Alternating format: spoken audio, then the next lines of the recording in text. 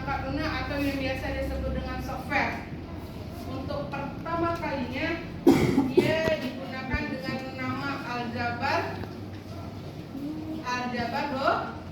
Boolean yang terdiri dari 0 dan 1, di mana 0 itu tidak ada nilai ataupun dikatakan tidak benar, sedangkan 1 memiliki nilai atau dikatakan benar.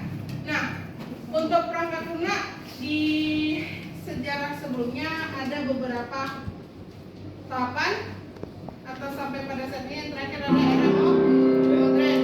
Yang pertama itu adalah era pioner pada tahun 1950 sampai 1960. Nah, di sini perangkat lunak tersebut dia bersifat berpindah-pindah menggunakan kartu atau kartu. Lalu masuk ke era stabil tahun 1960 sampai 1980. Nah, di sini tidak lagi menggunakan kartu, tetapi sudah dapat menangani atau melakukan tugas-tugas yang bersinambung secara bersamaan atau biasa disebut dengan multitasking. Next, masuk ke tahun 1980 sampai 1990. Disebut dengan era mikro. Nah, di sini aplikasi ini dapat digunakan secara langsung dengan tujuan tertentu. Jadi aplikasi ini untuk tujuan A, aplikasinya lain, tujuan B, aplikasinya lain.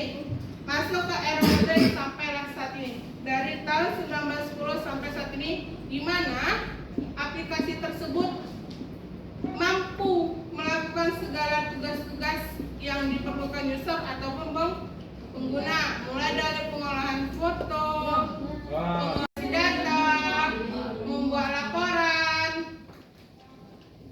semua sudah dapat digunakan dengan era modern ini. Nah, jenis-jenis perangkat lunak itu ada 3. Pertama itu perangkat lunak sistem, kedua perangkat lunak pemrograman, dan ketiga itu ada perangkat lunak aplikasi. Jadi beda ya, sistem, terus pemrograman dan aplikasi. Kalau sistem itu biasa disebut operating system atau kalau secara nyatanya Windows, Linux, dan sebagainya. Nah, kalau untuk perangkat lunak pemrograman biasa digunakan untuk membuat pemrograman. Bisa dia menggunakan platformnya Notepad, Visual Studio Code, atau Sublime yang berhubungan dengan list pemrograman untuk membuat sebuah aplikasi. Yang terakhir adalah perangkat lunak aplikasi. Nah, ini digunakan untuk membuat tugas-tugas tertentu tersebut yang dapat memanipulasi foto. Misalnya, Canva bisa membuat apa? Buat animasi. Apa lagi? Buat brosur. Apa lagi? Poster. Nah, aplikasi apa lagi yang bisa membuat tugas kita? Ayo. PowerPoint untuk membuat sebuah aplikasi ataupun membuat sebuah presentasi, di mana ada beberapa tugas yang kita rangkum untuk memberikan wacana ataupun menjelaskan secara lisan. Nah, biasanya di PowerPoint itu hanya struktur penting. Nah, perangkat lunak aplikasi ini ada beberapa kelas. Yang pertama itu perusahaan. Jadi beda ya antara perusahaan dengan yang individu. Ada lagi tentang perangkat lunak infrastruktur perusahaan, informasi kerja, atau biasa kalau apa sih yang untuk lowongan kerja sih? Misalnya informasi perusahaan A membutuhkan ini. Sekarang tidak lagi menggunakan selebaran atau tidak menggunakan lagi aplikasi koran yang dikirim, tapi sudah menggunakan media.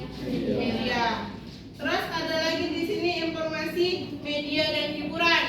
Contoh apa? Instagram sebagai media informasi juga. Hiburan bukan hanya tentang hiburan kita jalan-jalan dan sebagainya, tapi kita situ juga bisa untuk belajar secara otodidak. Terus ada juga perangkat lunak pendidikan. Contoh Contoh nih, kalian semalam waktu daftar melalui apa? PPDB. Ya, memang PPDB namanya. Melalui apa? Pengumuman secara online enggak? Online. Begitu itu termasuk dalam perangkat lunak pendidikan. Terus ada pengembangan media dan rekayasa produk. Pengembangan media, contoh tadi apa? Pengembangan media. Canva kan bisa. Misalnya contoh nih ya, saya mau nanya nih, aplikasi WA kalian setiap bulannya itu ada mengenai update atau tidak? Ada. Ada. Nah, ada nggak yang memperhatikan perbedaan fitur-fitur di antara bulan ke bulan? Ada. Apa contohnya? Dengan chat pribadi itu sudah hampir berbeda atau dia menggunakan chat komunitas. Kedua, sistem pemanggilan juga ada yang perbedaan, sistem status juga ada perbedaan. Begitu juga dengan aplikasi-aplikasi yang lain.